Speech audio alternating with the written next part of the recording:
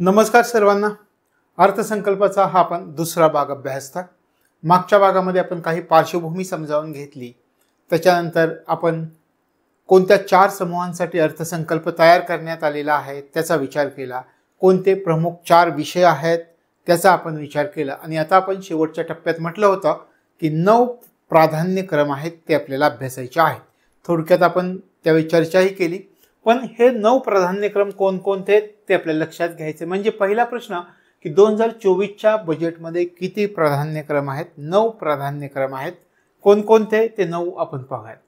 याच्यामध्ये 9चा जर आपण विचार केला तर शेतीमधील उत्पादकता आणि अनुकूलता, रोजगार आणि कौशल्य प्रशिक्षण, सर्वसमावेशक मानव संसाधन विकास आणि सामाजिक न्याय प्रत्येकाला मिळाला पाहिजे, उत्पादन आणि सेवांसाठी कोणकोणत्या तरतुदी करण्यात आलेल्या आहेत, शहरी विकास, ऊर्जा सुरक्षा, पायाभूत सुविधा, शिवाय नवोपक्रम, संशोधन आणि विकास कोणत्या बाबतीमध्ये संशोधन आणि विकास केला जाणार आहे, त्यासाठी काय प्रयत्न केले जातील, त्यानंतर पुढील पिढीसाठी असणाऱ्या सुधारणा। हे 9 उपक्रम आहेत। लक्षात आलं?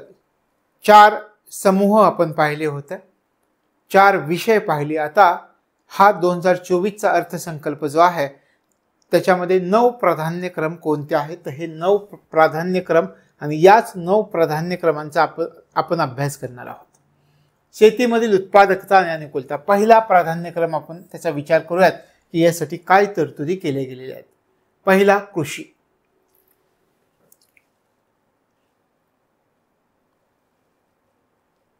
कृषी तर सरकारने कृषी संबंधित जे क्षेत्र आहे त्याच्यासाठी किती कोटी रुपये दिलेत पहा। 1.52 लाख कोटी रुपये दिलेले आपल्याला दिसत आहेत। गेल्या वर्षी 1.25 लाख कोटी रुपये दिले होते आणि यावेळी शेतकऱ्यांच्या बजेटमध्ये किती वाढ झाली आहे? 21.6% म्हणजे 25,000 कोटी रुपयांची वाढ करण्यात आलेली आहे। म्हणजे मागच्या वर्षीच्या तुलनेमध्ये या क्षेत्रासाठी वाढ केली गेलेली आहे। पैसे जास्त उपलब्ध करून दिलेले आपल्याला दिसून येतात। त्यानंतर जर आपण विचार केला तर किसान सन्मान निधी, याच्यामध्ये कोणता बदल झालाय का? कोणताही बदल याच्यामध्ये करण्यात आलेला आपल्याला दिसून येत नाही, कारण किसान सन्मान निधी जो आहे त्याची रक्कम किती आहे? 6,000 रुपये आहे। 8,000 असणं अपेक्षित होतं, या अर्थसंकल्पामध्ये घोषित करतील असं अपेक्षित होतं, पण किसान सन्मान निधीची रकमेमध्ये कोणताही बदल करण्यात आलेला नाहीये, तर ती 6,000 रुपये राहिली आहे ही लक्षात ठेवायची। विधानामध्ये देतील की किसान सन्मान निधी 8,000 रुपयांची घोषणा करण्यात आलेली नाही, 6,000 रुपयेच ठेवण्यात आलेले आहेत, पूर्वी एवढीच आहे। त्यानंतर पहा किमान आधारभूत किंमत अर्थात MSP बाबत अर्थसंकल्पामध्ये कोणतीही घोषणा करण्यात आलेली नाही, हे पण लक्षात ठेवायचं। जर आपल्याला विधान दिलं की या अर्थसंकल्पामध्ये किमान आधारभूत किंमत किंवा MSP बाबत घोषणा करण्यात आलेली आहे, तर हे लक्षात ठेवायचं। कोणत्याही प्रकारची घोषणा या अर्थसंकल्पामध्ये MSP बाबत करण्यात आलेली नाही। लक्षात आलं? 2 गोष्टींचा आपण विचार केला। किसान सन्मान निधी जो आहे तोच आहे, 6,000 रुपये आहे। 8,000 रुपये होणं अपेक्षित होतं, पण तो करण्यात आलेला नाहीये, 6,000 रुपये एवढाच ठेवलाय। शिवाय MSP बाबत सुद्धा कोणतीही घोषणा या अर्थसंकल्पामध्ये सरकारने केलेली आपल्याला दिसून येत नाहीये। त्यानंतर आणखी काय? आणखी एका गोष्टीवर मात्र भर दिलाय, सेंद्रिय शेती किंवा नैसर्गिक शेती करण्यावर विशेष लक्ष दिले जाणार आहे। म्हणजे कोणत्या प्रकारच्या शेतीसाठी विशेष लक्ष दिलं जाईल असं 2024-2025च्या अर्थसंकल्पामध्ये नमूद करण्यात आलेलं आहे। तर सेंद्रिय शेती करण्यावर विशेष लक्ष दिले जाईल हे 2024च्या अर्थसंकल्पामध्ये सांगण्यात आलेलं आहे। नैसर्गिक शेतीवर काय विशेष भर दिला जाणार आहे? काय करणार आहे सरकार? या सेंद्रिय शेतीसाठी सरकार पुढच्या 2 वर्षामध्ये हे जे सेंद्रिय शेती करणारे लोक आहेत ते देशभरामधील 1 कोटी लोकांना, 1 कोटी शेतकऱ्यांना प्रमाणपत्र दिले जाईल। जे शेतकरी हे सेंद्रिय शेती करतील, आता हे 1 कोटी शेतकरी आपण म्हणूयात थोड्या वेळेस, या 1 कोटी शेतकऱ्यांना सेंद्रिय शेती केल्याचं प्रमाणपत्र दिले जाईल। काय होतं की सेंद्रिय शेती केली, सेंद्रिय शेतीमध्ये केमिकलचा वापर नसल्यामुळं साधारणपणे लोक काय करतात, जिथून सेंद्रिय शेती केली जातात तिथून जास्तीत जास्त भाजीपाला फळं विकत घेतात.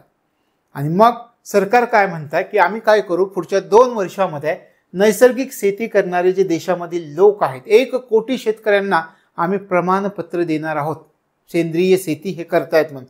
त्याच्यामुळे काय होईल की अशा लोकांना जर प्रमाणपत्र दिले, आणि समजा विचार करा तुमच्याकडे एखादा माणूस सरकारचं प्रमाणपत्र घेऊन आलाय, तुमच्या घरी दाखवलं की आम्ही सेंद्रिय शेती करतो, याचं प्रमाणपत्र आम्हाला मिळालंय, आपल्याला किती बरं वाटेल की बाबा सरकारची गॅरंटी आहे, ह्यांना प्रमाणपत्र मिळालं, मग ह्यांच्या शेतीतली उत्पादन घेणं किंवा आपण विकत घेणं शक्य आहे आपल्याला, किंवा मिळणार आहेत आपल्याला अशा प्रकारची उत्पादनं, आपण तिथून उत्पादन घेऊ शकतो.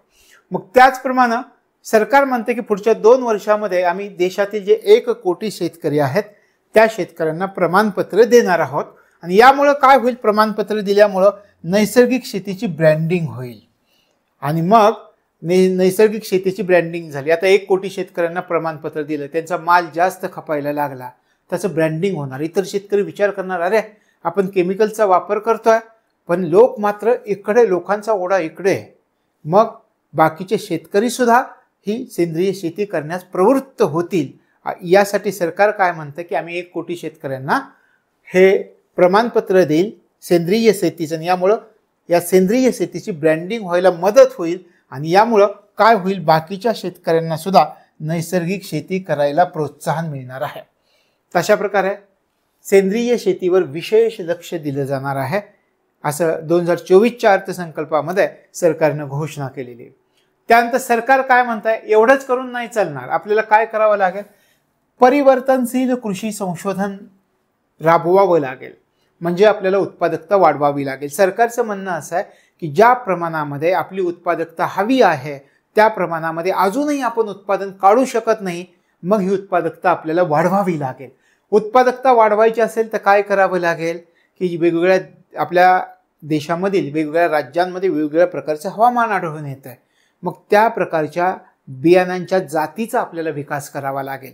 त्या हवामानामध्ये जे बियाणं उगवून येईल अशा प्रकारच्या अनुकूल वाणांचा म्हणजे बियाणांचा आपल्याला विकास करावा लागणार आहे. तशा प्रकारे कृषी संशोधन प्रणालीचा व्यापक आढावा घेतला जाणार आहे असं सरकार म्हणतं. लक्षात आलं, परिवर्तनशील कृषी संशोधन कसं केलं जाणार आहे, तो उत्पादकता वाढवण्यावर भर दिला जाईल.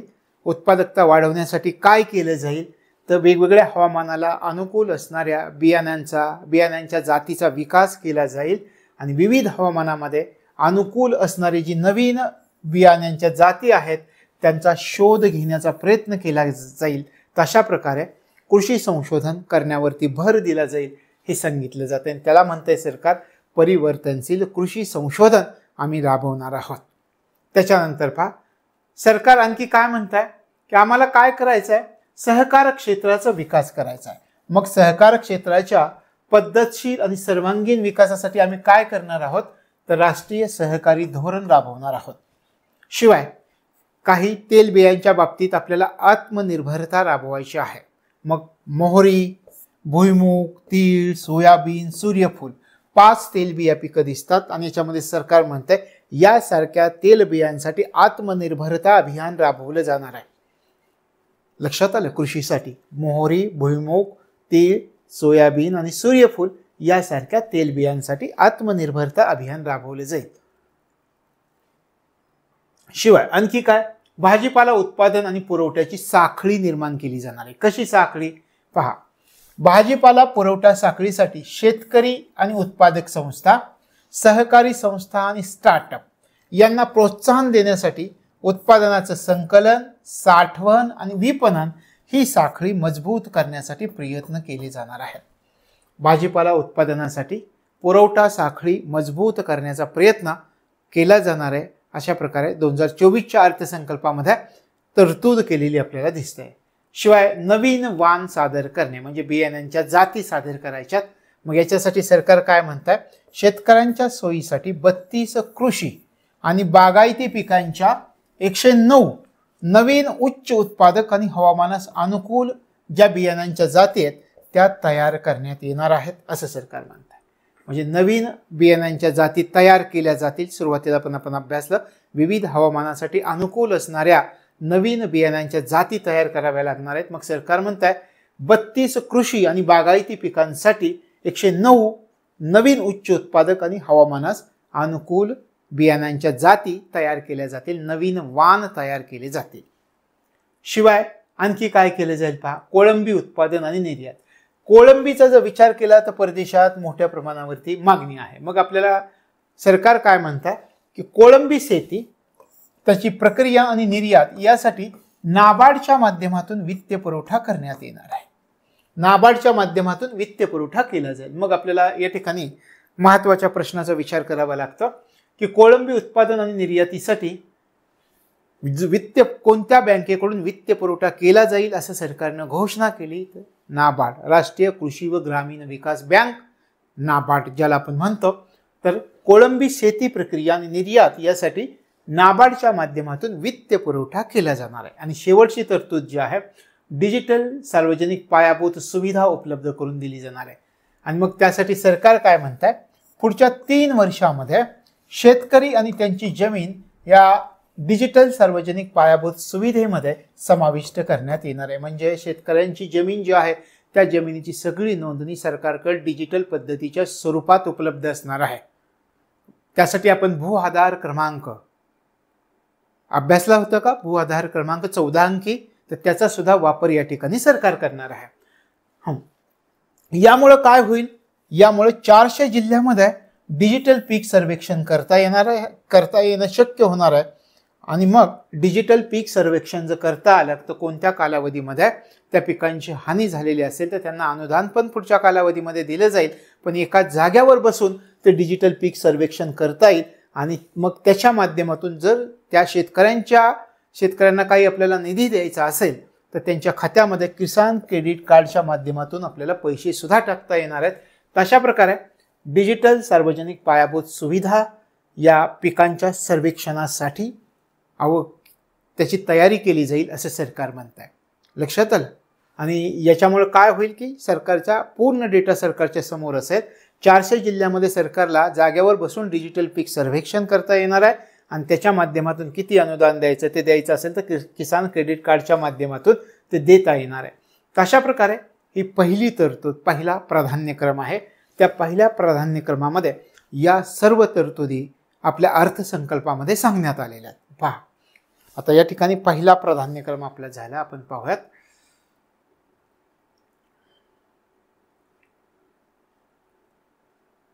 पहिला शेतीमधील उत्पादकता आणि अनुकूलता आपण अभ्यासला। आता दुसरं रोजगार आणि कौशल्य प्रशिक्षणाचा आपल्याला अभ्यास करायचा आहे। दुसरा प्राधान्यक्रम कृषीचं लक्षात आलं। थोडक्यात रिव्हिजन, गेल्या वर्षीच्या तुलनेत वाढ झाली आहे। जे बजेट आहे ते 21.6% वाढ झाली आहे। किती दिलंय यावेळी, 1.52 लाख कोटी रुपये दिले। किसान सन्मान निधीमध्ये बदल झाला का, कोणत्याही प्रकारे बदल झाला नाही। 6,000 रुपये ते 6,000 रुपयाचा आहे। 8,000 बदल होणं असं अपेक्षित होतं पण तो झाला नाही आहे। किमान आधारभूत किमतीबाबत या अर्थसंकल्पामध्ये कोणत्याही प्रकारची घोषणा करण्यात आलेली नाही आहे किंवा कोणतेही आश्वासन देण्यात आलेलं नाही, हे लक्षात ठेवायचं। शेवटी सरकार म्हणतंय सेंद्रिय शेती करण्यावरती आम्ही विशेष लक्ष देणार आहोत। सेंद्रिय शेतीच्या बाबतीत सरकारनं किती वर्षांचं उद्दिष्ट टाकलंय पुढच्या, तर सरकार म्हणतंय पुढच्या 2 वर्षामध्ये नैसर्गिक शेती करणाऱ्या देशामधील 1 कोटी शेतकऱ्यांना आम्ही प्रमाणपत्र देणार आहोत की ते सेंद्रिय शेती करतायत। यामुळे काय होईल तर त्यांच्या सेंद्रिय शेतीची ब्रँडिंग होण्यास मदत होईल आणि ह्या झालेल्या ब्रँडिंगमुळे नैसर्गिक शेती इतर शेतकऱ्यांना सुद्धा करण्यासाठी प्रोत्साहन मिळणार आहे। परिवर्तनशील कृषी संशोधन, सरकार म्हणतात उत्पादन वाढवणं गरजेचं आहे आणि मग उत्पादन वाढवायचं असेल तर वेगवेगळ्या हवामानासाठी वेगवेगळ्या बियाण्यांच्या नवीन जाती आपल्याला शोधाव्या लागतील। त्यासाठी परिवर्तनशील कृषी संशोधन केलं जाणार आहे। हे आहे राष्ट्रीय सहकारी धोरण। सरकार म्हणते सहकार क्षेत्राचा आम्हाला पद्धतशीर आणि सर्वांगीण विकासासाठी आम्ही राष्ट्रीय सहकारी धोरण राबवणार आहोत। त्यानंतर पहा आत्मनिर्भरता, कोणत्या तेलबियांसाठी, मोहरी, भुईमूग, तीळ, सोयाबीन आणि सूर्यफूल यासारख्या तेलबियांसाठी आत्मनिर्भरता अभियान राबवलं जाईल। त्यानंतर भाजीपाला उत्पादन आणि पुरवठा साखळी मजबूत केली जाणार आहे। त्यानंतर शेतकऱ्यांच्या शेतीसाठी 32 कृषी आणि बागायती पिकांच्या 109 उच्च उत्पादक आणि हवामानास अनुकूल बियाण्यांच्या जाती म्हणजे वाण तयार करण्यात येतील। त्यानंतर पहा कोळंबीची मागणी परदेशात आहे, मग कोळंबी शेती प्रक्रिया आणि निर्यात यासाठी नाबार्डच्या माध्यमातून वित्त पुरवठा केला जाणार आहे.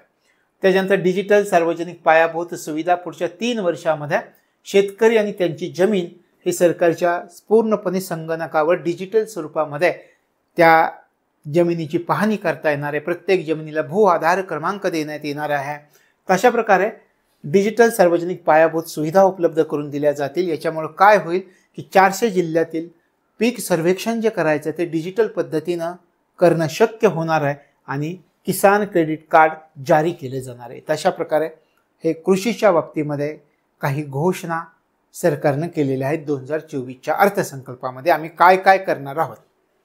दुसरं, रोजगार आणि कौशल्य प्रशिक्षण. 2024च्या अर्थसंकल्पामध्ये रोजगाराशी संबंधित प्रोत्साहनांसाठी प्रत्यक्ष 3 योजना आहेत, अप्रत्यक्ष 2 योजना आहेत, एकूण 5 योजना आहेत.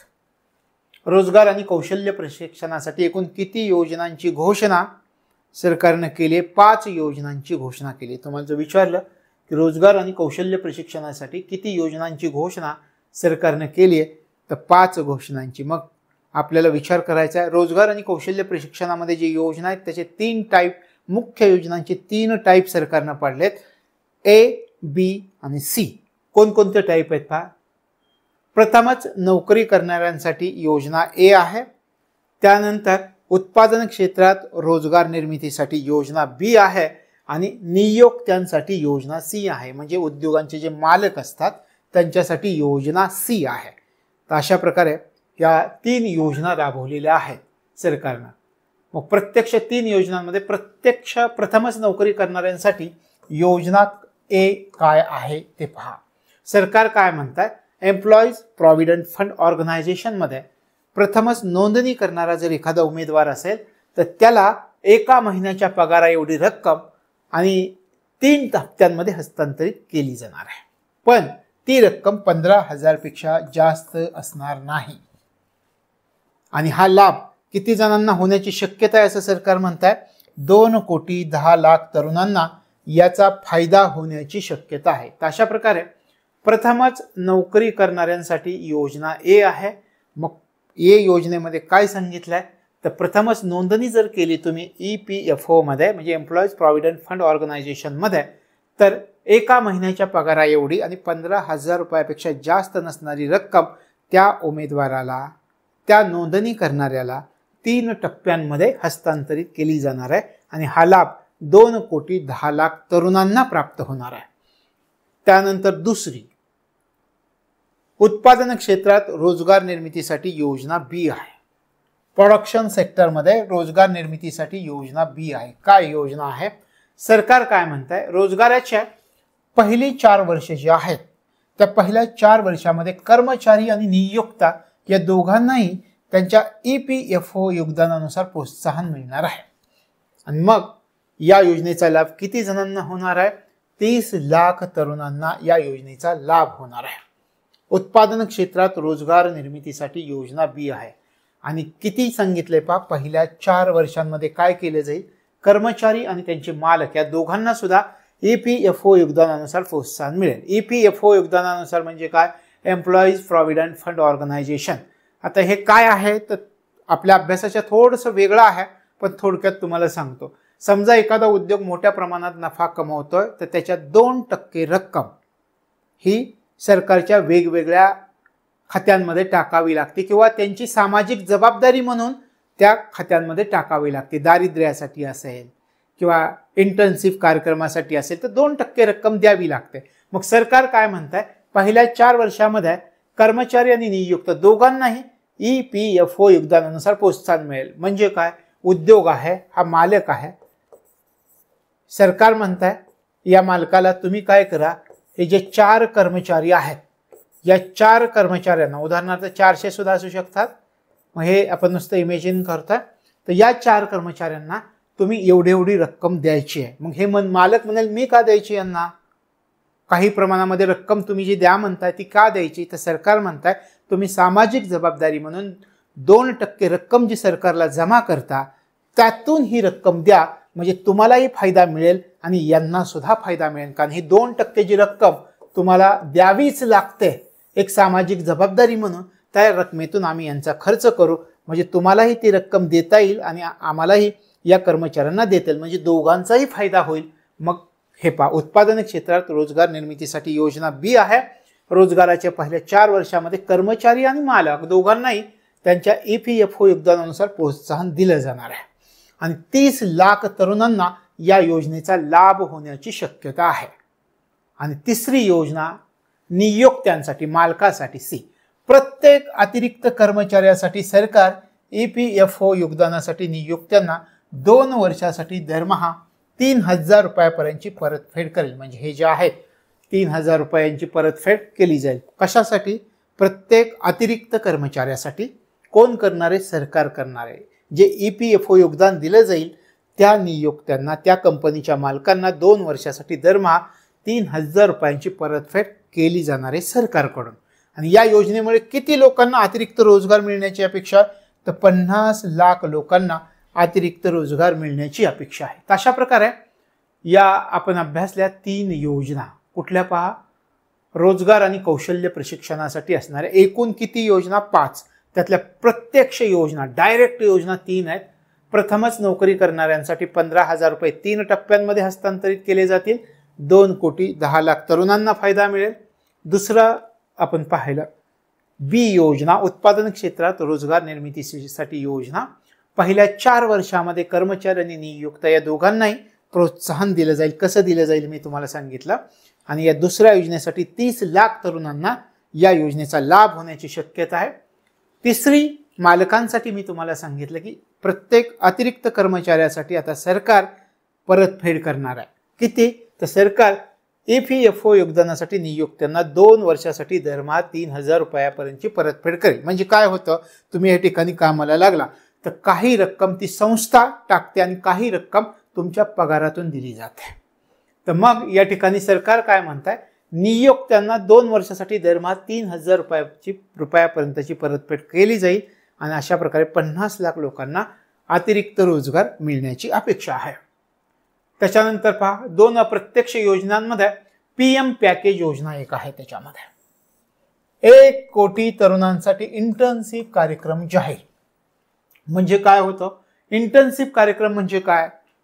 इंटर्नशिप कार्यक्रम म्हणजे तुम्ही एखाद्या औद्योगिक प्रशिक्षण संस्थेमधून प्रशिक्षण घेतलाय तर तुम्हाला त्या 6 महिन्यांसाठी कामाचा अनुभव असणं गरजेचं आहे. मग तो कामाचा अनुभव घेण्यासाठी तुम्हाला इंटर्नशिप करावी लागते कुठल्या तरी एखाद्या कंपनीमध्ये.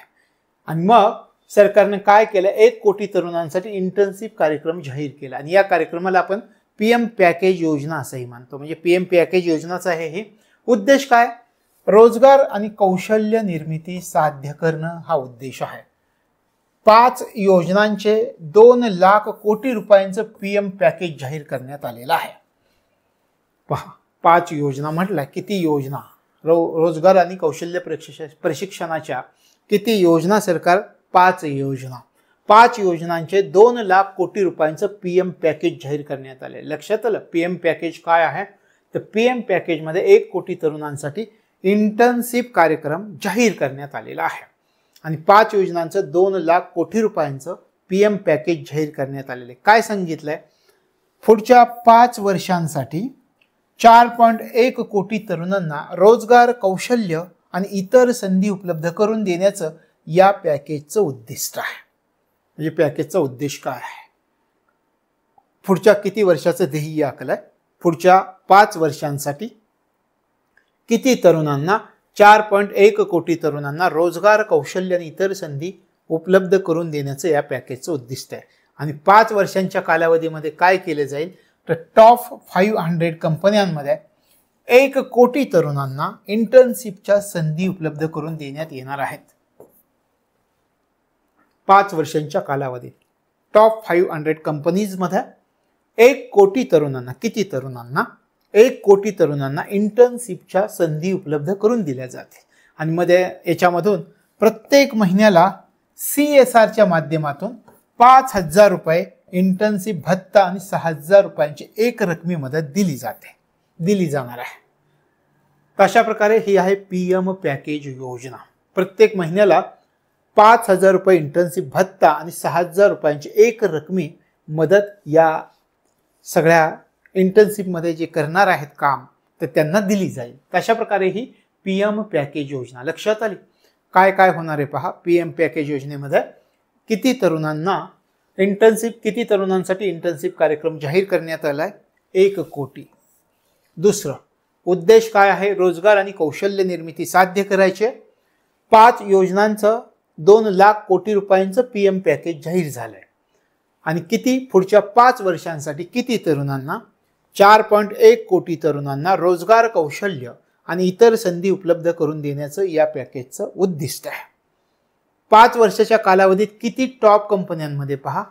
5 वर्षाच्या कालावधीत टॉप 500 कंपन्यांमध्ये 1 कोटी तरुणांना इंटर्नशिपच्या संधी उपलब्ध करून देण्यात येणार आहेत. आणि या तरुणांना इंटर्नशिपच्या संधी उपलब्ध करून देताना प्रत्येक महिन्याला 5,000 रुपये इंटर्नशिप भत्ता आणि 6,000 रुपयांची एक रकमी मदत केली जाणार आहे. हे सगळं CSRच्या माध्यमातून केलं जाणार आहे. CSR काय आहे? याला कॉर्पोरेट सोशल रिस्पॉन्सिबिलिटी असं म्हटलं जातं. मी याच्या अगोदरही चर्चा केली होती. तर कॉर्पोरेट सोशल रिस्पॉन्सिबिलिटी काय आहे पहा. आता ही जी संकल्पना आहे CSRची ती कंपनी कायदा 2013च्या कलम 135 द्वारे भारत आणि जगामध्ये बंधनकारक आहे. ते कलम 135 थोडा वेळ वेगळं बाजूला ठेवा. तर कंपनी कायदा 2013 नुसार ही जी संकल्पना आहे ती भारत आणि जगामध्ये अनिवार्य आहे. आता CSR म्हणजे काय? मी म्हटलं एखादा उद्योग असेल तर त्या उद्योगाची काहीतरी सोशल रिस्पॉन्सिबिलिटी असते. त्यासाठी त्याला ठराविक रक्कम त्याच्यामध्ये टाकावी लागते. ती 2% आहे. मग हे इथे तुम्हाला कळेल ती रक्कम कोणासाठी असते. समजा एखादा उद्योग आहे आणि त्या उद्योगांची वार्षिक उलाढाल 1,000 कोटी रुपयांची आहे किंवा त्याहून अधिक आहे. किंवा अशी कंपनी आहे की ज्यांची निव्वळ संपत्ती रुपये 500 कोटी आणि त्याहून अधिक आहे. किंवा ज्यांचा निव्वळ नफा रुपये 5 कोटी आणि त्याहून अधिक आहे. या उद्योगांना काय करावं लागतं? त्यांच्या 3 वर्षांच्या सरासरी निव्वळ नफ्याच्या 2% CSR खर्च करावा लागतो. ही रक्कम वेगवेगळ्या सरकारच्या योजनांमध्ये टाकावी लागते. त्यांची सोशल रिस्पॉन्सिबिलिटी म्हणून त्याला आपण म्हणतो CSR. अशा प्रकारे आता तुमच्या लक्षात येईल प्रत्येक महिन्याला या ठिकाणी कुठलंय पहा कॉर्पोरेट सोशल रिस्पॉन्सिबिलिटीच्या माध्यमातून म्हणजे CSRच्या माध्यमातून 5,000 रुपये इंटर्नशिप भत्ता आणि 6,000 रुपयांची एक रकमी मदत दिली जाणार आहे. लक्षात आलं? तर ही योजना तुमच्या लक्षामध्ये राहील. त्यानंतर पहा कौशल्य प्रशिक्षणासाठी काय केले जाणार आहे. पहिल्यांदा प्रश्न पहा.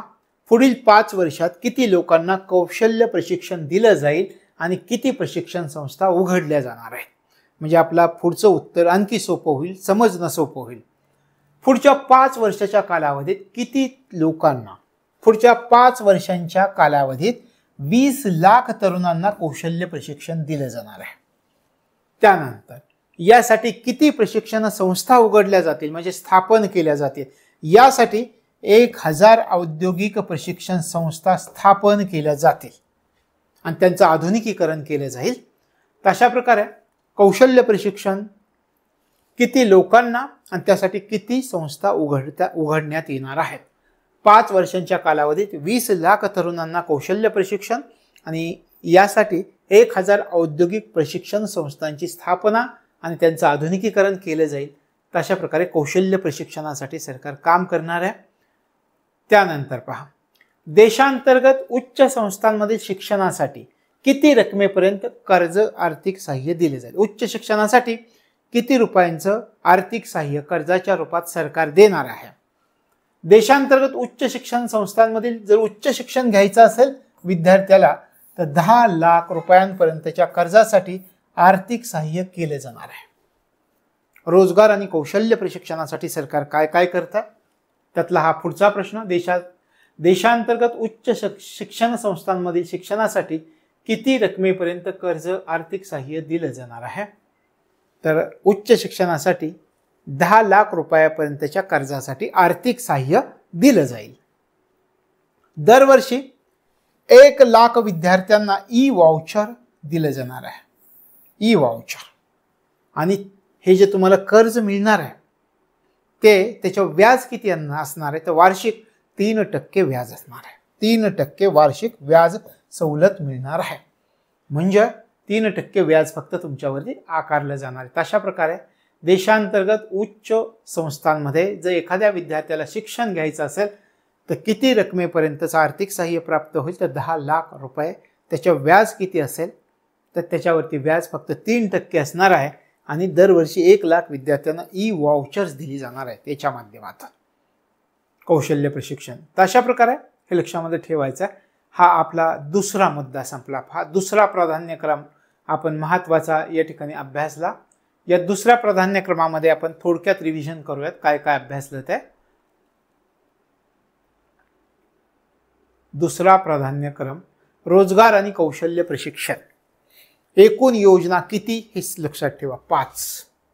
5 योजनांसाठी तरतूद केलेली आहे या रोजगार आणि कौशल्य प्रशिक्षणामध्ये.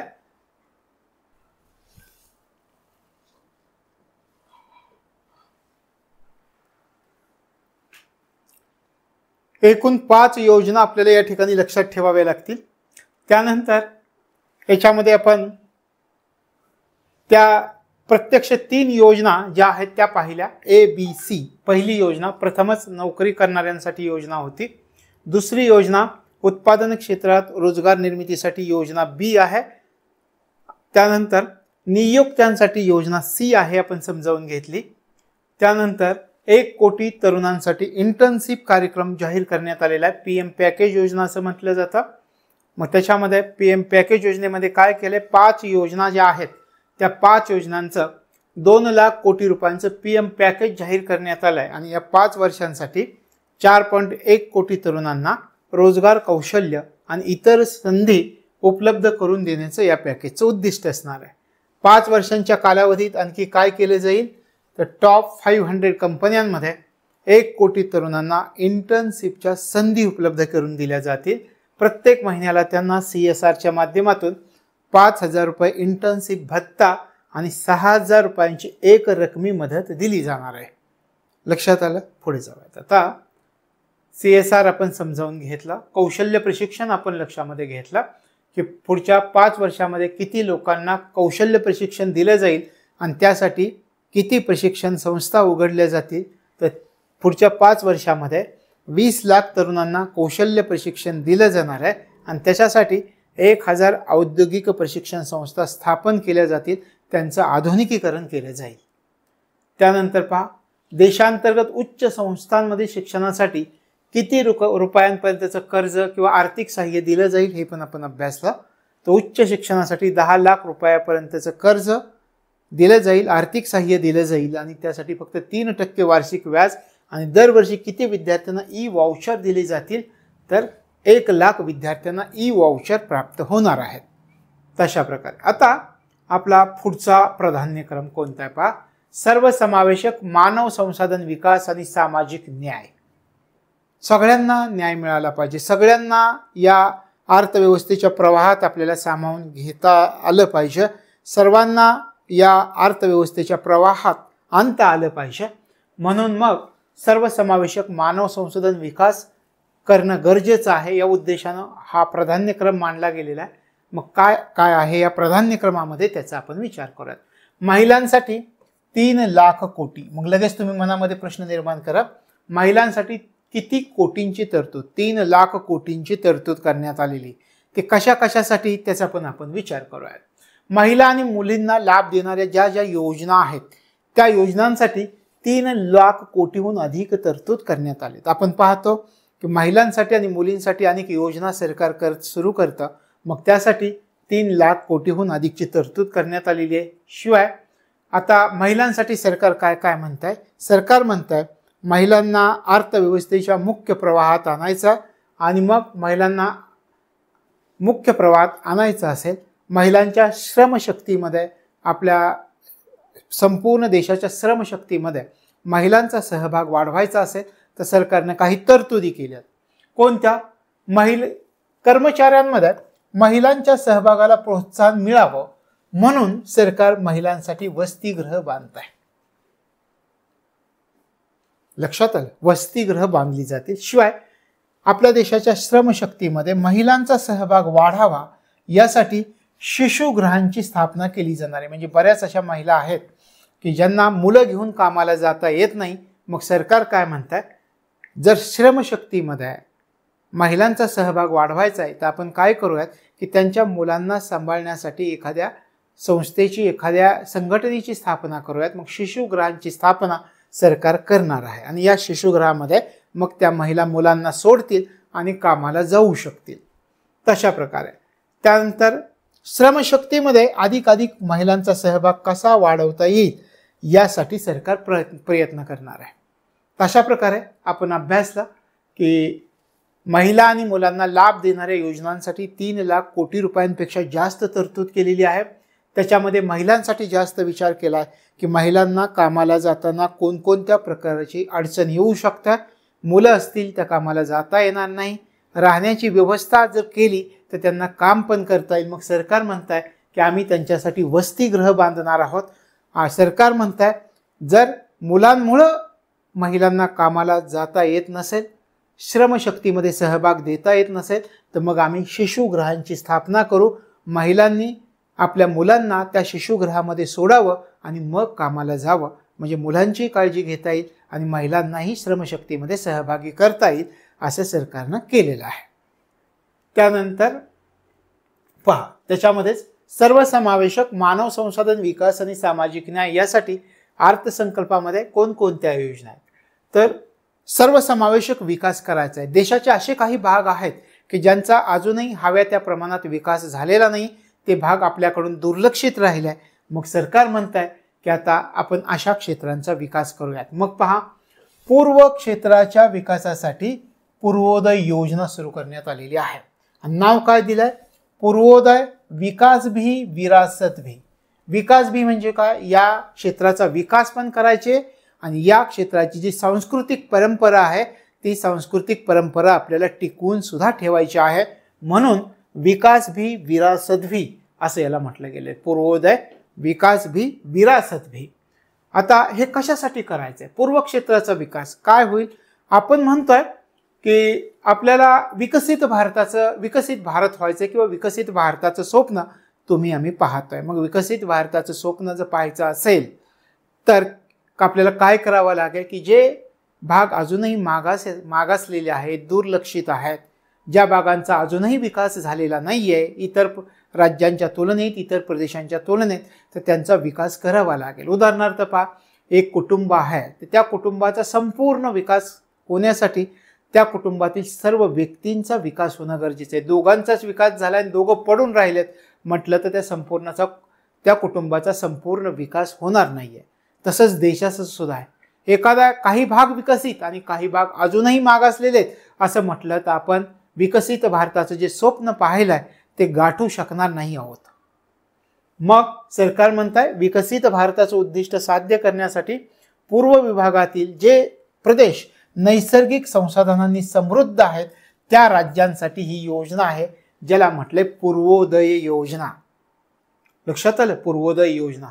विकसित भारत के लक्ष्य का पूर्वोदय असं म्हटलं गेलेलं आहे. पहा, आता पूर्वोदय योजना कोणत्या राज्यांशी संबंधित आहे, किती राज्यांशी संबंधित आहे हे आपल्याला विचारतील. तर 5 राज्य तुम्हाला दिसत आहेत. बिहार, झारखंड, पश्चिम बंगाल, ओडिशा आणि आंध्र प्रदेश यांचा समावेश आहे. म्हणजे पूर्वोदय योजनेमध्ये कोणकोणत्या राज्यांचा समावेश आहे असं तुम्हाला विचारतील. लिहून घ्या वहीमध्ये.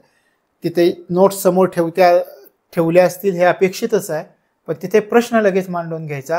पूर्वोदय योजनेमध्ये कोणत्या 5 राज्यांचा समावेश होतो हा महत्त्वाचा अतिसंभाव्य प्रश्न म्हणून धरा. तर बिहार, झारखंड, पश्चिम बंगाल, ओडिशा आणि आंध्र प्रदेश राज्यांचा समावेश करून देशाच्या पूर्वेकडील प्रदेशाच्या विकासासाठी ही पूर्वोदय योजना राबवण्यात येते आपल्या देशामध्ये. शिवाय गया या ठिकाणी इंडस्ट्रियल कॉरिडॉरचा विकास केला जाणार आहे. कोणत्या ठिकाणी? बिहारमधील कोणत्या ठिकाणी इंडस्ट्रियल कॉरिडॉरचा विकास केला जाणार आहे? सगळ्या सुविधा एकाच ठिकाणी, उद्योगांसाठी सगळ्या सुविधा प्राप्त करून देणं, रस्त्यांचं जाळं प्राप्त करून दिलं, वीज, जमीन सगळं उपलब्ध एकाच ठिकाणी करून देणं, त्या ठिकाणी एखादं विमानतळ असणं, त्याला आपण म्हणतो इंडस्ट्रियल कॉरिडॉर. सगळ्या सुविधा एकत्रितपणे एका छताखाली आणणं, उद्योगांसाठी इंडस्ट्रियल कॉरिडॉर. तर गया या ठिकाणी इंडस्ट्रियल कॉरिडॉरचा विकास केला जाणार आहे. मग इथे पण तुमच्या लक्षात आलं पाहिजे, इथे अंडरलाईन पाहिजे की बिहारमधील कोणत्या क्षेत्रासाठी इंडस्ट्रियल कॉरिडॉरचा विकास केला जाईल. तर गया यासाठी इंडस्ट्रियल कॉरिडॉरचा विकास केला जाणार आहे. शिवाय आणखी कोणत्या? अमृतसर कोलकाता औद्योगिक कॉरिडॉरचा विकास केला जाईल. तर हे लक्षामध्ये ठेवायचं आहे. लक्षात आलं? तर हे या ठिकाणी आपल्याला लक्षामध्ये ठेवावं लागेल. अमृतसर कोलकाता औद्योगिक कॉरिडॉर म्हणजे या दोन गोष्टी, गया येथे औद्योगिक इंडस्ट्रियल कॉरिडॉरचा विकास आणि अमृतसर कोलकाता औद्योगिक कॉरिडॉरचा विकास केला जाणार आहे. लक्षात राहील. पुढे जाऊयात आपण. त्यानंतर पहा, पंतप्रधान आदिवासी उन्नत गाव अभियान राबवलं जाणार आहे. उद्देश काय आहे याचा? उद्देश आहे आदिवासी समाजाची सामाजिक आणि आर्थिक स्थिती सुधारायची आहे. आदिवासी समाजाला सुद्धा म्हणजे जे इच्छुक आदिवासी समाज आहेत, ज्यांची इच्छा आहे की आपल्याला विकासाच्या मुख्य प्रवाहामध्ये सामील व्हायचं आहे आणि सुधारणा करायची, त्यांच्यासाठी पंतप्रधान आदिवासी उन्नत गाव अभियान आहे. मग आदिवासी समाजाची याच्यातून सामाजिक आणि आर्थिक स्थिती सुधारली जाईल. त्यांना समाजाच्या मुख्य प्रवाहात आणण्यासाठी प्रयत्न केले जातील. त्यांचं आर्थिक जीवनमान उंचवण्यासाठी प्रयत्न केले जातील आणि याच्या माध्यमातून त्यांची सामाजिक आणि आर्थिक स्थिती सुधारावी अशा प्रकारचे उद्देश आहे. अशा प्रकारचा उद्देश आहे पंतप्रधान आदिवासी उन्नत गाव अभियानचा. लक्षात आलं? त्याच्यामार्फत काय काय केलं जाईल? या योजनेमार्फत इच्छुक जिल्हे, जे जे इच्छुक जिल्हे आहेत, ॲस्पिरंट डिस्ट्रिक्ट्स, आदिवासी बहुल गावांमधील आदिवासी कुटुंबांच्या प्रगतीसाठी पावले उचलली जातील. मी आत्ताच तुम्हाला म्हटलं, जे जे इच्छुक आहेत त्यांच्यासाठी हे उन्नत गाव अभियान आपण काय म्हणतोय पहा, याला प्रधानमंत्री जनजातीय उन्नत गाव ग्राम अभियान. इच्छुक जिल्हे आणि आदिवासी बहुल गाव आहे तर त्यांच्या आदिवासीच्या कुटुंबासाठी प्रगतीसाठी पावलं उचलली जातील. मग याच्यामध्ये किती गावांना समाविष्ट केलं जाणार आहे हे आपल्याला विचारतील. या योजनेअंतर्गत किती गावांना समाविष्ट केलं जाईल?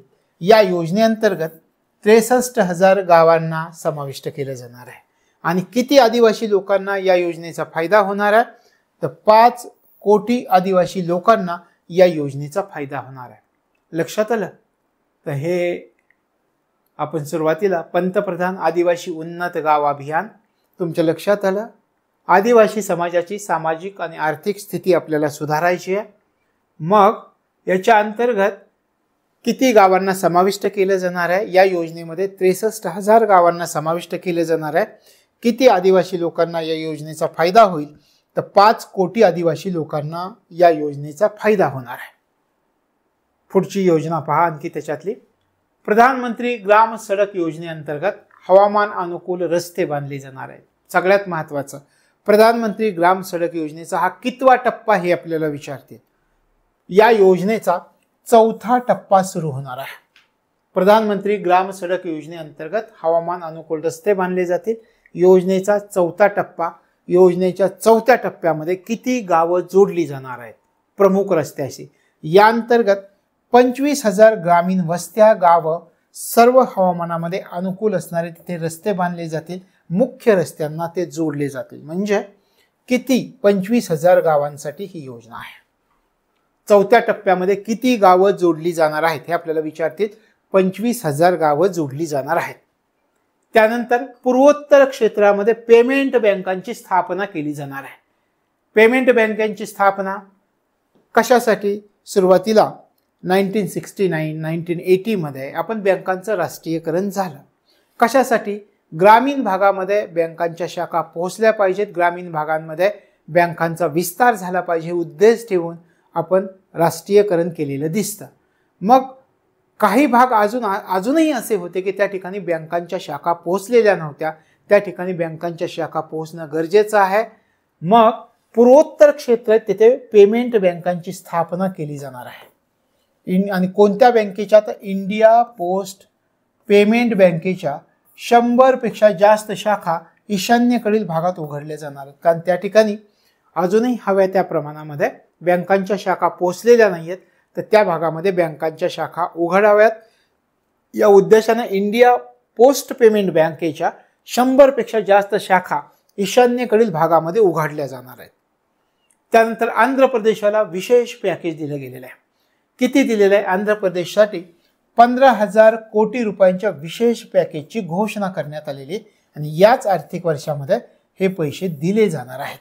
15,000 कोटी रुपयांच्या विशेष पॅकेजची घोषणा आंध्र प्रदेशासाठी. मग आता हे पैसे मिळाले कारण ज्यावेळी 2 राज्य निर्माण झाली, हैदराबाद आणि तेलंगणा, त्यावेळी या 2 राज्य निर्माण झाली, आंध्र प्रदेश आणि तेलंगणा. त्यावेळी आंध्र प्रदेश राज्याला त्यांच्या राजधानीच्या विकासासाठी, आंध्र प्रदेशच्या विकासासाठी काही निधी दिला जाईल असं घोषित करण्यात आलेलं होतं. अशी त्यांना तशी सूचना किंवा आपण म्हणूयात आश्वासन देण्यात आलेलं होतं. ते आश्वासन आता पूर्ण केलं गेलेलं आहे. आपण म्हणतो की आंध्र प्रदेशसाठी विशेष पॅकेज दिलं गेलेलं आहे. 15,000 कोटी रुपयांचं पॅकेज दिलं गेलेलं आहे. आता या पॅकेजमध्ये काय करतील तर ते त्यांच्या राज्याची राजधानी, त्यांचा जो ड्रीम प्रोजेक्ट आहे अमरावती, हे विकसित करण्यासाठी महत्त्वपूर्ण ठरणार आहे हे पॅकेज. शिवाय लक्षात आलं. त्यानंतर पहा, विशाखापट्टणम, चेन्नई, ओरवाकल, हैदराबाद इंडस्ट्रियल कॉरिडॉरची स्थापना केली जाणार आहे. म्हणजे कोणत्या कॉरिडॉरची स्थापना आहे? विशाखापट्टणम, चेन्नई, ओरवाकल, हैदराबाद या इंडस्ट्रियल कॉरिडॉरची स्थापना केली जाणार आहे. याशिवाय हैदराबाद बेंगळुरू हे इंडस्ट्रियल कॉरिडॉर बांधलं जाईल. त्यानंतर रायलसीमा प्रकाशम आणि उत्तर आंध्र प्रदेशामधील जिल्ह्यांसाठी विशेष मागास क्षेत्र निधीची घोषणा करण्यात आलेली आहे. म्हणजे कोणत्या क्षेत्रासाठी विशेष मागास क्षेत्र निधीची घोषणा करण्यात आलेली? तर रायलसीम प्रकाशम आणि उत्तर आंध्र प्रदेशातील जिल्ह्यांसाठी विशेष मागास क्षेत्र निधीची घोषणा करण्यात आलेली. शिवाय देशाची अन्न सुरक्षा सुनिश्चित करण्यासाठी पोलावरम सिंचन प्रकल्प पूर्ण केला जाणार आहे. आता आपल्याला विचारतील की पोलावरम सिंचन प्रकल्प कोणत्या राज्यात आहे, कोणत्या आंध्र प्रदेश राज्यात आहे, कोणत्या नदीवर आहे हे पण विचारतील. तर गोदावरी नदीवर आहे हे लक्षामध्ये ठेवायचं आहे. त्यानंतर विशाखापट्टणम चेन्नई इंडस्ट्रियल कॉरिडॉरवरील कोफर्थी नोड आणि हैदराबाद बेंगलोर इंडस्ट्रियल कॉरिडॉरवरील ओरवाकल नोड कॉरिडॉर पाणी, वीज, रेल्वे आणि रस्ते यासारख्या अत्यावश्यक पायाभूत सुविधांची त्या ठिकाणी निर्मिती केली जाईल. तशा प्रकारे आंध्र प्रदेश राज्यासाठी विशेष तरतूद या ठिकाणी केलेली आपल्याला दिसून येते. आपण एकदा पाहूयात. आता हा जो प्राधान्यक्रम होता याच्यामध्ये बरेच सुधारणा केलेल्या आपल्याला दिसून येतात. थोडीशी या प्राधान्यक्रमाची आपण रिव्हिजन करूयात. तर हा आहे सर्वसमावेशक मानव संसाधन विकास आणि सामाजिक न्याय हा प्राधान्यक्रम आहे. महिलांसाठी 3 लाख कोटी मी तुम्हाला सांगितलं, महिला आणि मुलींना लाभ देणाऱ्या योजनांसाठी.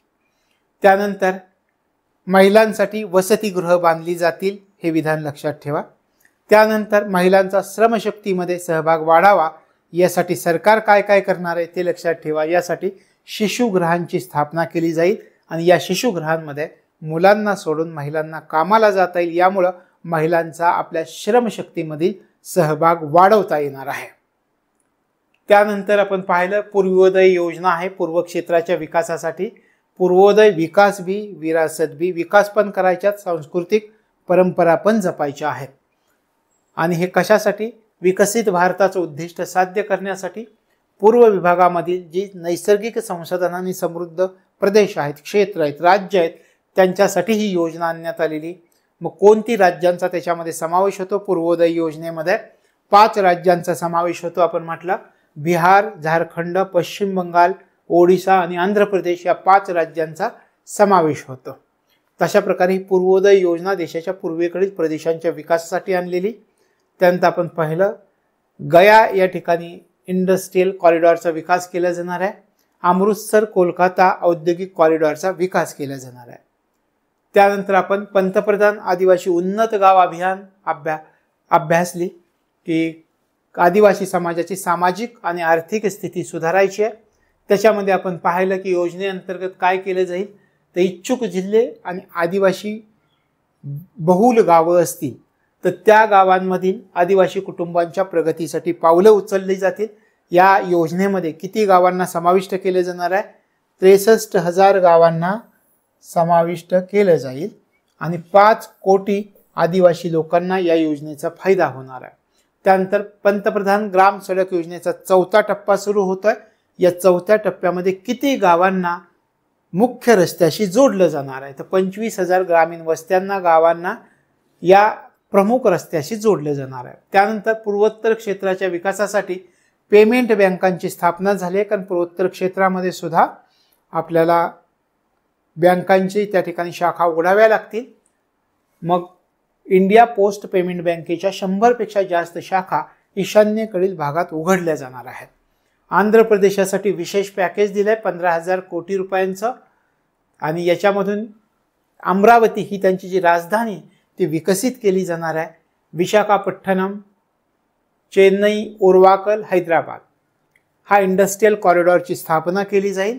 हैदराबाद बेंगळुरू इंडस्ट्रियल कॉरिडॉर बांधला जाईल आणि विशेष मागास क्षेत्र निधीची घोषणा कोणत्या भागासाठी केली? आंध्र प्रदेशातल्या रायलसीमा, प्रकाशम आणि उत्तर आंध्र प्रदेशातील जिल्ह्यांसाठी केलेली. त्यानंतर आंध्र प्रदेशातील एक महत्त्वाचा प्रकल्प जो विचारला जाऊ शकेल की पोलावरम सिंचन प्रकल्प पूर्ण केला जाणार आहे. तर हा सिंचन प्रकल्प कोणत्या राज्यात आहे आपल्याला विचारतील आणि कोणत्या नदीवर आहे आपल्याला विचारतील. पोलावरम सिंचन प्रकल्प हा आंध्र प्रदेश राज्यात गोदावरी नदीवर आहे, हे लक्षात ठेवायचं.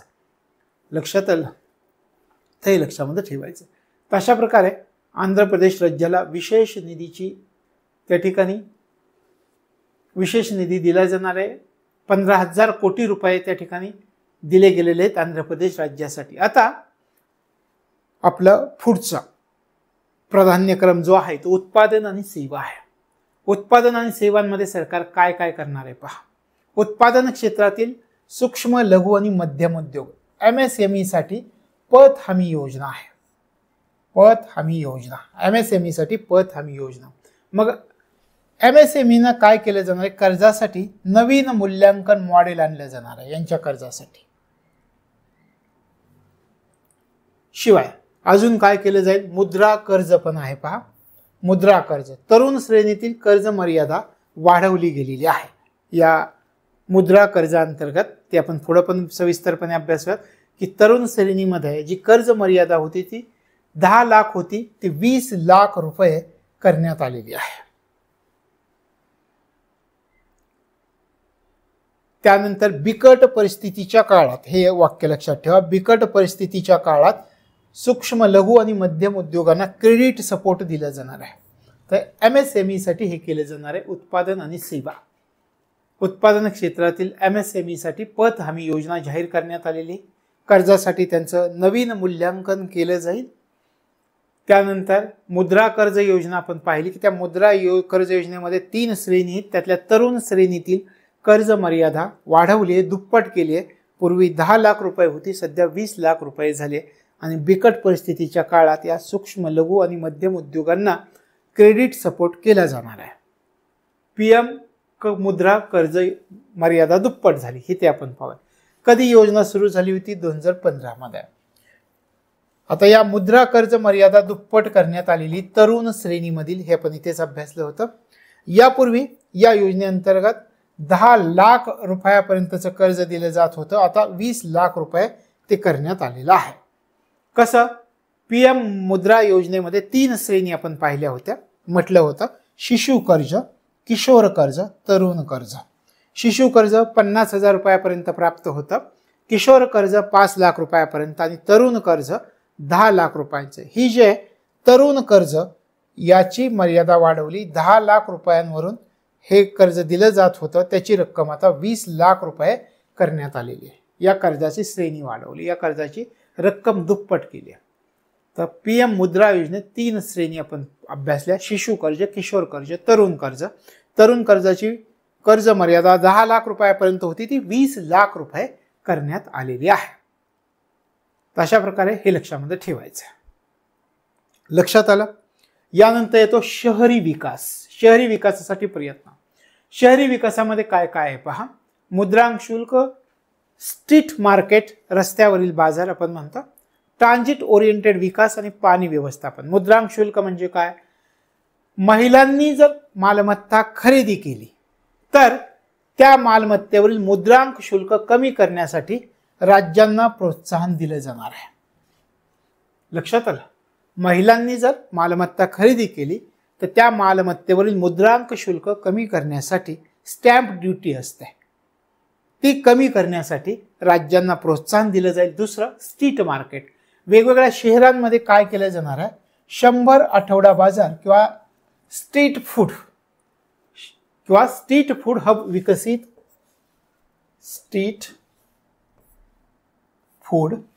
विकसित करण्याची योजना सरकार विकसित करत आहे. लक्षात आलं? 100 निवडक शहरांमध्ये 100 स्ट्रीट मार्केट किंवा स्ट्रीट फूड हब विकसित करण्याची योजना सरकार विकसित करत आहे. त्यानंतर ट्रान्झिट ओरिएंटेड विकास म्हणजे काय? 30 लाखांपेक्षा जास्त लोकसंख्या असलेल्या 14 मोठ्या शहरांचा विकास केला जाणार आहे.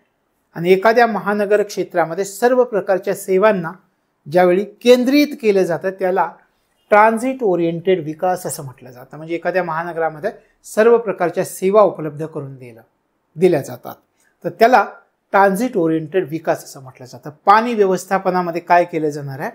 100 मोठ्या शहरांना पाणी पुरवठा, सांडपाणी प्रक्रिया आणि घन कचरा व्यवस्थापन प्रकल्प आणि क्रेडिट प्रकल्पांद्वारे सेवा प्रदान केल्या जाणार आहेत. पाणी व्यवस्थापनामध्ये 100 मोठ्या शहरांना पाणी पुरवठा, सांडपाणी प्रक्रिया आणि घन कचरा व्यवस्थापन प्रकल्प आणि क्रेडिट प्रकल्पांद्वारे सेवा प्रदान केल्या जाणार आहेत. शिवाय आणखी काय केलं जाणार आहे? शहरी विकासासाठी 1 कोटी गरीब आणि मध्यमवर्गीय कुटुंबासाठी घरं बांधली जाणार आहेत. किती? 1 कोटी असं म्हटलं आहे.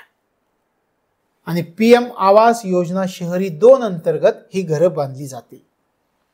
शहरासाठी काय काय आहे पहा? 1 कोटी गरीब आणि मध्यमवर्गीय कुटुंबांसाठी घरं बांधली जातील. आणि कोणत्या योजनेअंतर्गत ही घरं बांधली जातील? तर PM आवास योजना शहरी 2 अंतर्गत ही घरं बांधली जाणार आहेत. आणि यासाठी 10 लाख कोटींची गुंतवणूक केली जाणार आहे. त्यानंतर 3 कोटी अतिरिक्त घरांचं बांधकाम केलं जाणार आहे. पंतप्रधान आवास योजनेअंतर्गत 3 कोटी अतिरिक्त घरांचं बांधकाम केलं जाणार आहे. तर अशा प्रकारे हा शहरी विकासासाठी काय काय तरतुदी आहेत ते आपण अभ्यासलं. त्याचा थोडक्यात आपण विचार करू. मुद्रांक शुल्क आपण काय म्हटलेलं होतं? महिलांनी जर एखादी मालमत्ता खरेदी केली तर त्याचं मुद्रांक शुल्क कमी करावं यासाठी राज्यांना प्रोत्साहन दिलं जाईल. रस्त्यावरील स्ट्रीट फूड आपण पाहिलं. निवडक शहरांमध्ये 100 आठवडी बाजार किंवा 100 स्ट्रीट मार्केट किंवा स्ट्रीट फूड हब विकसित करण्याची योजना सरकार विकसित करतं. ट्रान्झिट ओरिएंटेड विकास म्हणजे काय? एखाद्या महानगर क्षेत्रामध्ये सर्व प्रकारच्या सेवा केंद्रित केल्या जातात त्याला ट्रान्झिट ओरिएंटेड विकास म्हणतात. तर 30 लाखांपेक्षा जास्त लोकसंख्या असलेली 14 मोठ्या शहरांचा विकास याच्या अंतर्गत ट्रान्झिट ओरिएंटेड विकासाअंतर्गत केला जाणार आहे. आणि शेवटचं पाणी व्यवस्थापन. 100 मोठ्या शहरांना पाणी पुरवठा, सांडपाणी प्रक्रिया, घन कचरा व्यवस्थापन प्रकल्प आणि क्रेडिट प्रकल्पाद्वारे सेवा प्रदान केली जाईल. त्यानंतर आपण म्हटलं 1 कोटी गरीब आणि मध्यमवर्गीय कुटुंबांसाठी घरं बांधली जातील. कोणत्या योजनेअंतर्गत? PM आवास योजना शहरी 2 अंतर्गत. त्यानंतर 3 कोटी अतिरिक्त घरांचं बांधकाम केलं जाईल. कोणत्या योजनेअंतर्गत? पंतप्रधान आवास योजनेअंतर्गत. तशा प्रकारे शहरी विकास साध्य केला जाणार आहे. त्याच्यानंतर ऊर्जा सुरक्षासाठी आपण काय काय केलंय?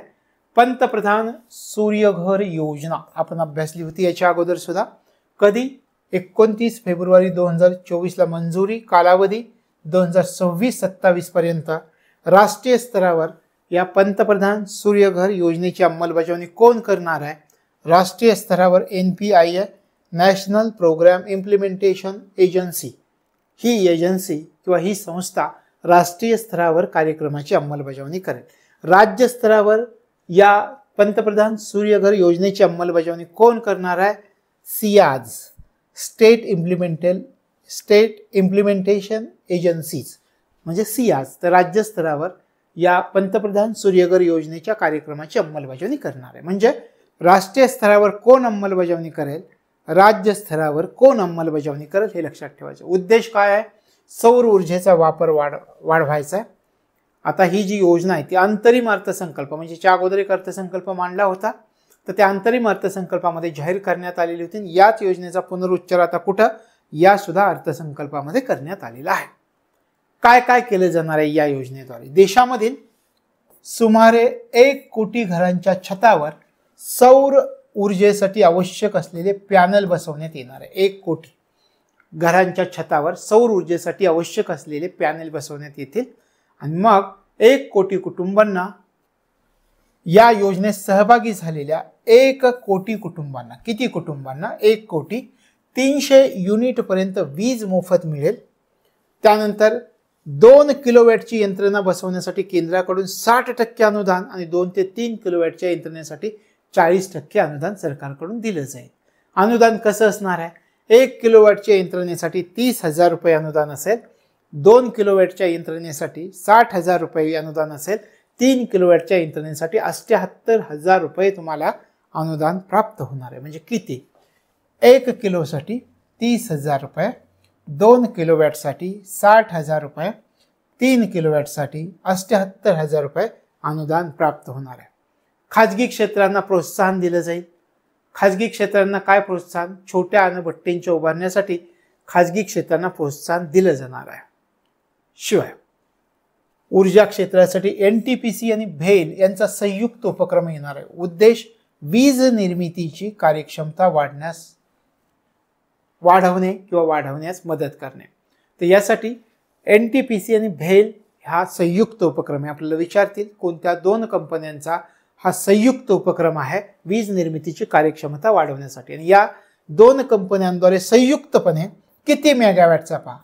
800 मेगावॅटचा व्यावसायिक प्रकल्प राबवला जाणार आहे. या 2 कंपन्यांद्वारे संयुक्तपणे 800 मेगावॅटचा व्यावसायिक प्रकल्प राबवला जाईल.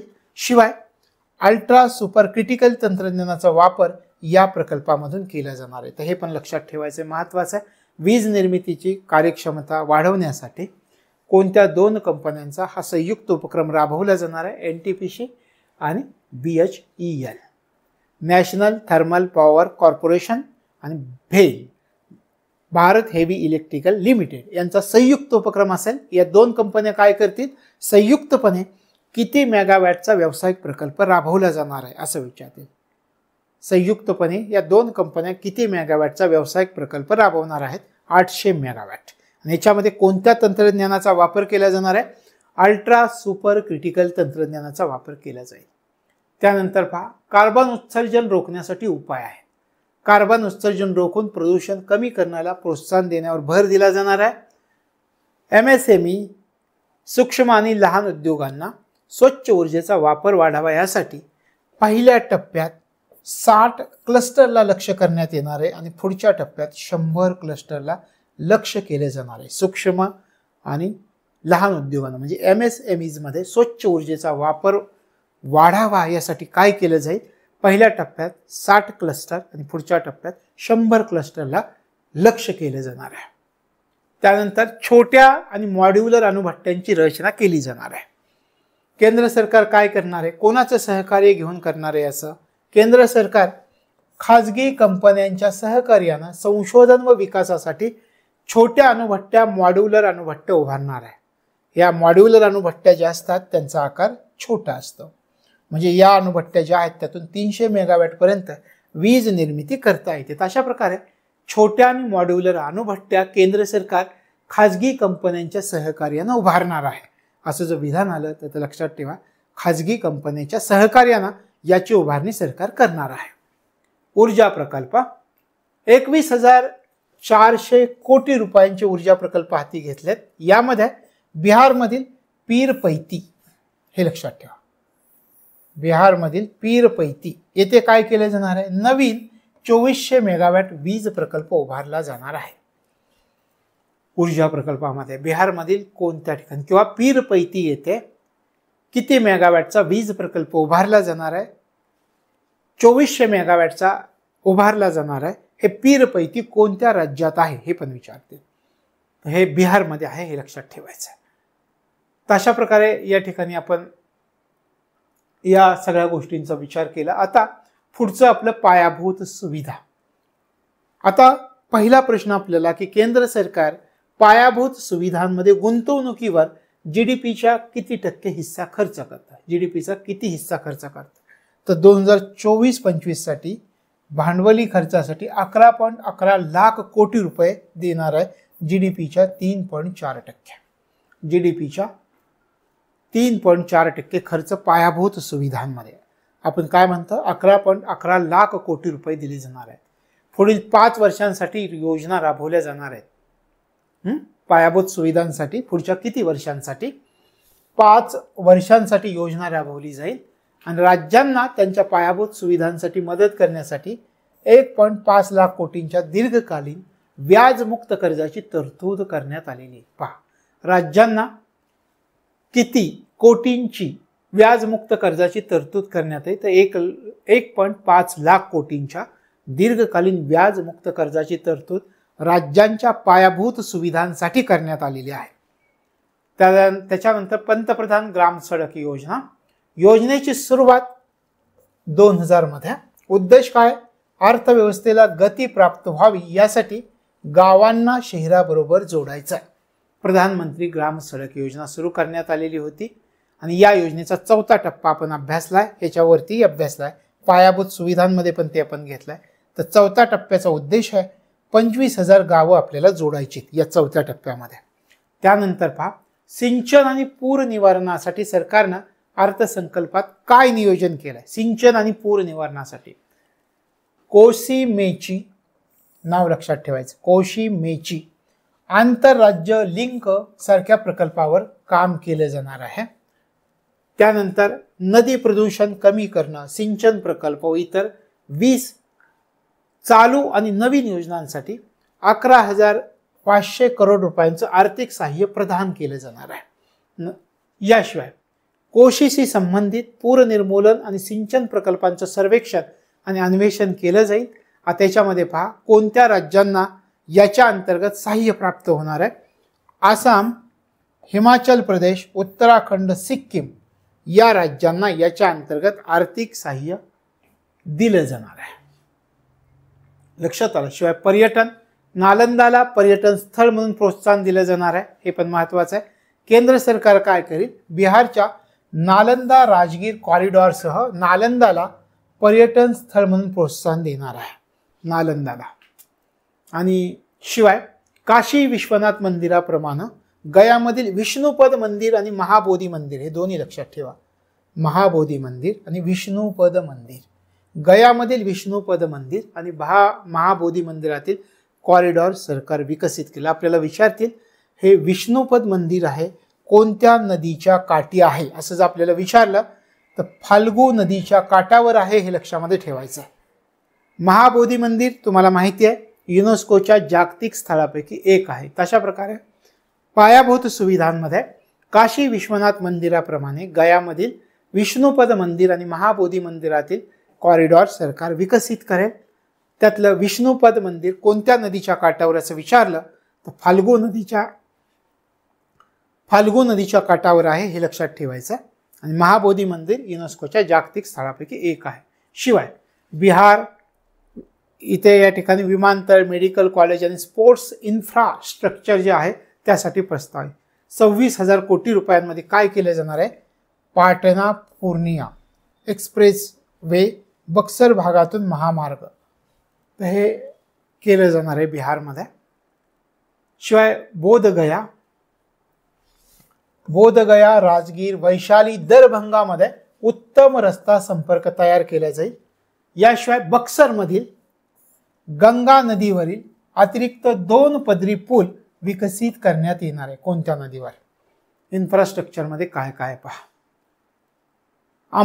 अमृतसर कोलकाता औद्योगिक कॉरिडॉरवर बिहारमधील गया येथे औद्योगिक नोड, औद्योगिक म्हणजे इंडस्ट्रियल कॉरिडॉर विकसित करण्यात येणार आहे. यामुळं पूर्व विभागाच्या विकासाला चालना मिळेल असं सरकारचं म्हणणं आहे. शिवाय विमानतळ, वैद्यकीय महाविद्यालय, क्रीडा इन्फ्रा स्थापनेचा प्रस्ताव बिहारमध्ये आपल्याला दिसून येतो. औद्योगिक नोड्स म्हणजे काय, इंडस्ट्रियल कॉरिडॉर म्हणजे काय, तर औद्योगिक उत्पादन निर्मितीसाठी ही क्षेत्र तयार केलेली असतात आणि याचा उद्देश असतो व्यवसायांसाठी आवश्यक असलेल्या मुख्य सेवांचं वितरण कार्यक्षम आणि प्रभावी करणं, हा याचा उद्देश असतो. तशा प्रकारे त्यानंतर पहा पुढचा प्राधान्यक्रम नवोपक्रम संशोधन आणि विकास. नवोपक्रम संशोधन आणि विकास काय आहे? नवीन नवीन कशाबद्दल शोध लावायचे? मूलभूत संशोधनाच्या फायद्यासाठी केंद्र सरकार अनुसंधान नॅशनल रिसर्च फंडची उभारणी करणार आहे. अनुसंधान नॅशनल रिसर्च फंड उभारला जाणार आहे. मग आपल्याला विचारतील मूलभूत संशोधनाच्या फायद्यासाठी कोणत्या निधीची उभारणी केली जाणार आहे? कोणत्या निधीची उभारणी? अनुसंधान नॅशनल रिसर्च फंडची उभारणी करणार आहे. भारताची काही उद्दिष्ट पण आहेत. 2035 पर्यंत भारतीय अवकाश स्थानक उभं करण्याचं भारताचं उद्दिष्ट आहे आणि 2040 पर्यंत भारतीय अंतराळवीरांना चंद्रावर पाठवण्याचं उद्दिष्ट भारतानं ठेवलं आहे. तर हे मूलभूत संशोधनाच्या फायद्यासाठी केंद्र सरकार कोणत्या फंडची उभारणी करणार आहे? तर अनुसंधान नॅशनल रिसर्च फंडची उभारणी करणार आहे. त्यानंतर 1 लाख कोटी रुपयापर्यंतचा निधी उभारण्याचा प्रस्ताव आहे. संशोधनाला खाजगी क्षेत्राचं बळ मिळावं आणि व्यावसायिक स्तरावर नाविन्यपूर्ण संशोधन व्हावं यासाठी 1 लाख कोटी रुपयापर्यंतचा निधी उभारण्याचा प्रस्ताव आहे. म्हणजे या ठिकाणी 1 लाख कोटी रुपयापर्यंतचा निधी उभारण्याचा प्रस्ताव ठेवला आहे. कशाला? संशोधनासाठी. खाजगी क्षेत्राचं सुद्धा सहाय्य आपल्याला झालं पाहिजे आणि व्यावसायिक स्तरावर जे संशोधन होत आहे ते जागतिक दर्जाचं असलं पाहिजे, नाविन्यपूर्ण संशोधन असलं पाहिजे. यासाठी 1 लाख कोटी रुपयांपर्यंतचा निधी उभारण्याचा प्रस्ताव आहे. अवकाश अर्थव्यवस्थेसाठी अवकाश अर्थव्यवस्था पुढच्या 10 वर्षामध्ये 5 पटीनं वाढवली जाणार आहे. काय उद्दिष्ट ठेवलंय पहा? पुढच्या 10 वर्षामध्ये किती पटीनं? 5 पटीनं वाढवण्यात येणार आहे. अवकाश अर्थव्यवस्थेसाठी किती कोटी रुपयांचा? 1000 कोटी रुपयांचा व्हेंचर कॅपिटल फंड उभारला जाणार आहे. म्हणजे अवकाश अर्थव्यवस्थेसाठी कोणत्या फंडची रचना केली गेलेली खालीलपैकी असं विचारलं तर व्हेंचर कॅपिटल फंडची उभारणी करण्यात आलेली हे लक्षामध्ये ठेवायचं आहे. आणि शेवटचं आपला पुढील पिढीसाठी आपण काय सुधारणा करणार आहोत? 9वा प्राधान्यक्रम अल्पवयीन मुलांसाठी NPS वात्सल्य योजना. अर्थमंत्री निर्मला सीतारामन यांनी NPS वात्सल्य योजनेची घोषणा केली. तर अल्पवयीन मुलांना याद्वारे दीर्घकालीन बचतीचा पर्याय उपलब्ध करून दिला जाणार आहे. या योजनेत आई आणि वडील काय करू शकतील? मुलांच्या वतीनं गुंतवणूक करू शकतील आणि ज्यावेळी ते मूल प्रौढ होईल त्यावेळी ते खातं नियमित NPS मध्ये रूपांतरित केलं जाईल. तशा प्रकारे NPS वात्सल्य योजना. भू आधार क्रमांक जमिनीला 14 अंकी भू आधार क्रमांक दिला जातोय. आपण पाहिला याला आपण ULP असं म्हटलं होतं, unique land parcel identification number असं भू आधार असं सुद्धा याला म्हटलं गेलं होतं. सगळ्या जमिनींसाठी क्रमांक आपण दिला जातोय. त्यानंतर कॅडेस्ट्रल नकाशांचे डिजिटायझेशन केलं जाणार. म्हणजे जमिनीशी संबंधित जी सगळी कागदपत्र आहेत ती कागदपत्र काय संगणकामध्ये स्कॅन करून एकत्रित करून ठेवली जातील आणि त्यांचं डिजिटल पद्धतीनं रूपांतर केलं जाईल. पाहिजे त्यावेळी ते शोधता पण येतील, पाहता पण येतील. यामुळे काय होईल? जमिनीची संबंधित सगळी माहिती एकाच ठिकाणी उपलब्ध होणार आहे आणि यामुळं जमीन व्यवस्थापन आणि प्रशासन याच्यामध्ये सुधारणा झालेली आपल्याला दिसेल. त्यानंतर कामगारांना सेवा. आता वन स्टॉप सोल्युशन आपल्याला उपलब्ध करून द्यायचं आहे. ही सुविधा देण्यासाठी ई-श्रम पोर्टल जे आहे ते इतर पोर्टलसह त्याचं एकत्रीकरण केले जाणार आहे. वेगानं बदलणारा श्रमिक बाजार, कौशल्याची आवश्यकता आणि उपलब्ध नोकरी यांच्या भूमिकांसाठी आर्किटेक्चर डेटाबेस तयार केला जाईल आणि नोकरी जे जे इच्छुक आहेत नोकरी करण्यासाठी आणि जे मालक आहेत ज्यांना नोकर पाहिजेत तर त्यांना एकत्रित जोडण्यासाठी यंत्रणा राबवली जाणार आहे. तशा प्रकारे या ठिकाणी हे लक्षामध्ये ठेवायचं आहे. 2024च्या बजेटमध्ये किती प्राधान्यक्रम आहेत? 9. शेतीमधील उत्पादकता आणि अनुकूलता, रोजगार आणि कौशल्य प्रशिक्षण, सर्वसमावेशक मानव संसाधन विकास आणि सामाजिक न्याय, उत्पादन आणि सेवा, शहरी विकास, ऊर्जा सुरक्षा, पायाभूत सुविधा, नवोपक्रम, संशोधन आणि विकास, पुढील पिढीसाठी सुधारणा. तर अशा प्रकारे 9 प्राधान्यक्रम या ठिकाणी आहेत की 2024च्या बजेटमध्ये दिले. ते 9ही प्राधान्यक्रम आपण सविस्तरपणे या ठिकाणी त्याचा विचार केला. आता पुढच्या भागामध्ये इतर काही छोट्या तरतुदी 20-25 मिनिटाच्या आहेत, ते आपल्याला अभ्यासतात. म्हणजे 3 भाग अर्थसंकल्पाचे होतील. तर या ठिकाणी आपण थांबतो. भेटूयात पुढच्या भागामध्ये. तोपर्यंत तुम्हाला तुमच्या अभ्यासासाठी मनापासून शुभेच्छा.